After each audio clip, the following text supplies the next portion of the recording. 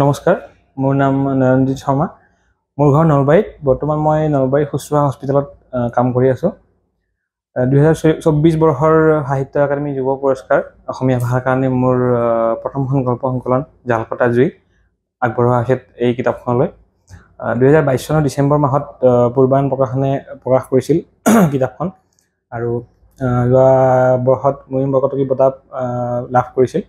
আৰু এইবাৰ আজি ঘোষণা হোৱা সাহিত্য একাডেমী যুৱ পুৰস্কাৰত মোৰ নামটো নিৰ্বাচিত হোৱাৰ বাবে মই একাডেমীৰ সমূহ কৰ্মকৰ্তা, একাডেমীৰ আহ্বায়ক ডক্টৰ দিগন্ত বিশ্ব শৰ্মা ছাৰ, তদুপৰি নিৰ্বাচক মণ্ডলী নিৰ্বাচনী সমিতিত যিসকল সদস্য আছে আটাইলৈ মোৰ আন্তৰিক কৃতজ্ঞতা জ্ঞাপন কৰিছোঁ। তদুপৰি মোৰ বন্ধু বান্ধৱী আৰু মোৰ পৰিয়ালৰ আটাইকেইজনকে মোৰ আন্তৰিক কৃতজ্ঞতা জ্ঞাপন কৰিছোঁ। তদুপৰি সমূহ পাঠক পাঠিকালৈও ধন্যবাদ জ্ঞাপন কৰিছোঁ।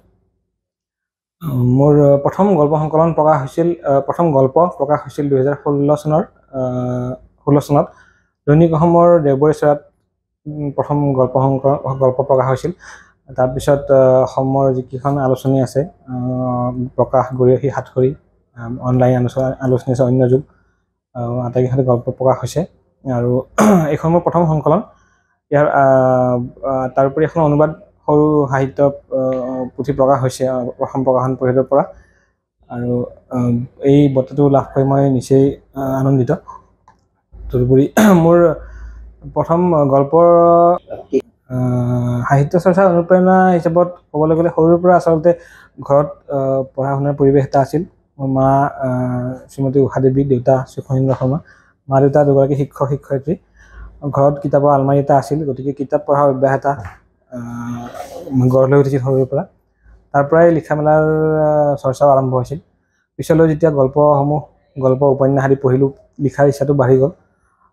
অনুপ্ৰেৰণা বুলি ক'লে মই ডক্টৰ ভবেন্দ্ৰ শইকীয়া ছাৰ, সৌৰভ কুমাৰ চলিহা, এই দুগৰাকী প্ৰাতঃস্মৰণীয় ব্যক্তি আছে আমাৰ, যিসকলে বৰ্তমান গল্প লিখিছে।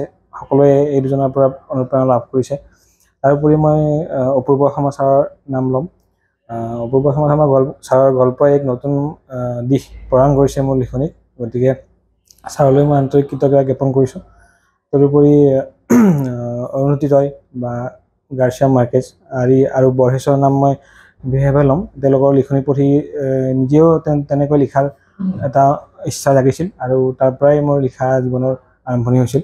বা এতিয়াও তেনেকুৱা ধৰণৰ লিখাৰ জৰিয়তে মই মোৰ লেখক জীৱনৰ দিশটো আগবঢ়াই নিম বুলি ভাবিছোঁ। ইংৰাজী সাহিত্য চৰ্চা কৰি আছোঁ। ইংৰাজী সাহিত্য পঢ়া হয়, কিন্তু ইংৰাজীত লিখা হোৱা নাই। অসমীয়াই লিখা হৈছে, আৰু অনুবাদৰ কাম কিছু কৰাৰ মন আছে।